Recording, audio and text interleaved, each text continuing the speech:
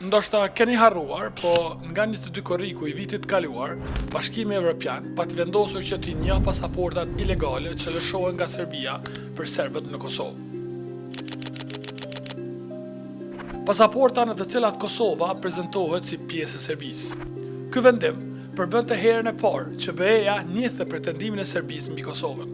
Paramendojeni, këto pasaporta që i lëshon Serbia, as vetë Serbia si një si krejt rregullta, pasi ato lëshohen nga Drejtoria për Koordinim e Serbisë e jo nga Ministria e Punëve të Brendshme të Serbisë. Ky hap i BE-s për të njohur dokumente ilegale për banorë serb të Kosovës e çonte atë nga si çështë neutrale në raport me statusin e Kosovës në njohje të plot të pretendimit serb mbi Kosovën.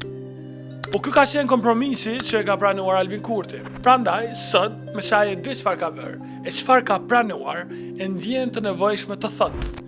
Me qeverisjen tonë, liberalizimi i vizave u arrit me punë pa kompromis.